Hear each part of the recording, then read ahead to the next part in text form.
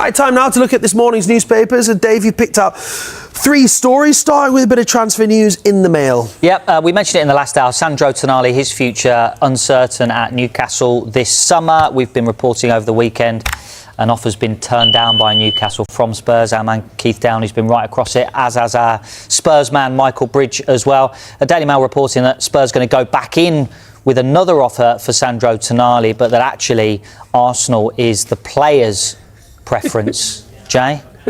I'm sure you would agree with that, right? I did say it to Bridgie the other day. I said, if Arsenal come in, exactly the same situation, what happened with Eze is going to happen again with Tonali. Listen, I think Tonali is one of the best midfielders in the world. In the world? Yeah, in the world, yeah. I mean, I heard Paul Scholes talk about him, and he was talking about, you know, he's got a lot more in his locker than Declan Rice. Declan Rice is one of the best in the world. I believe Paul Scholes, he's one of the best in the world. He says about Tonali, I love watching him play. Very industrious, makes tackles, box to box, scores goals, leads by example. He's got everything you would want in your midfielder. He's just 26 years old as well.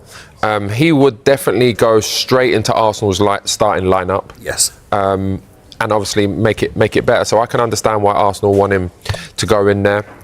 They need to retain the title.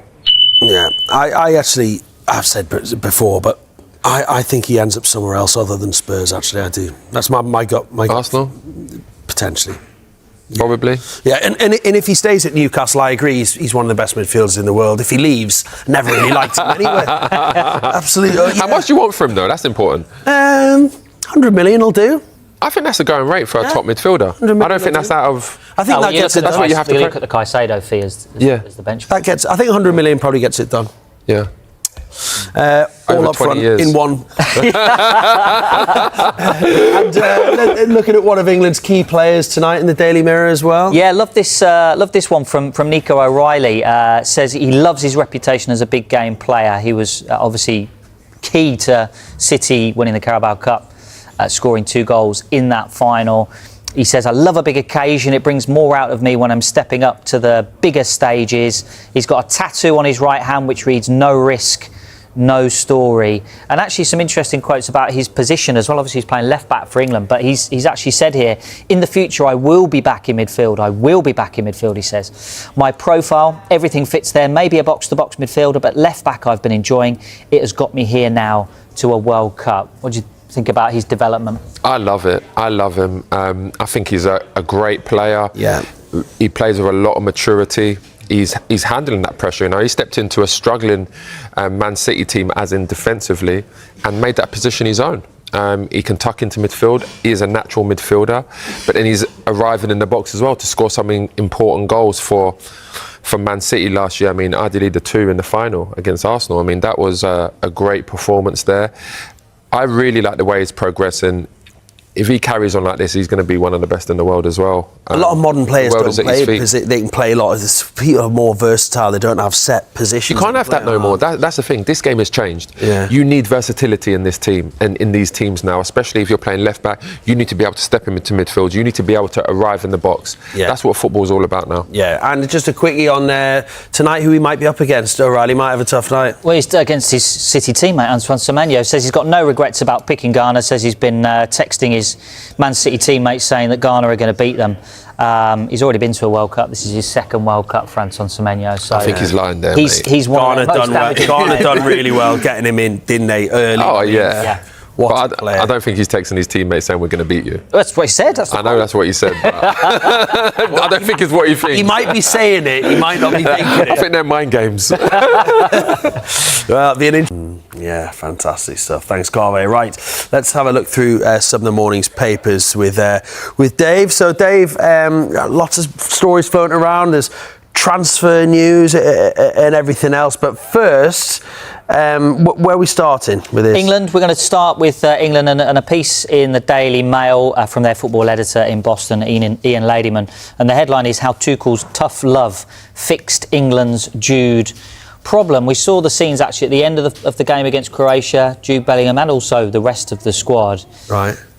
Going up to I think that Ian in his piece is essentially describing the comeback that Jude has had, and maybe in the mind of Thomas Tuchel as a team player. I don't think there's really been any doubt in the head coach's mind about the quality of Jude Bellingham, but it was more the way he interacted with the group. And he writes that Tuchel is obsessive about the way his players behave and interact. His assistant Anthony Barry calls it psychological profiling. Suffice to say, they are always watching. And actually, quotes from Thomas Tuchel in this saying, you can rely on Jude in these moments. He loves these pressure games.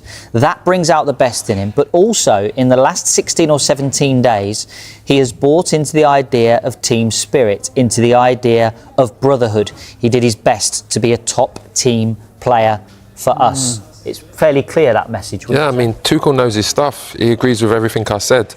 And I think that is right about Bellingham.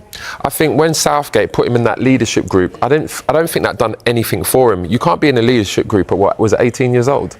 Possibly. Yeah, something like that. And I think what he has now, he's bought into the team ethic, the togetherness, the team spirit, and that gets teams a long way in any competition, league, wherever it may be.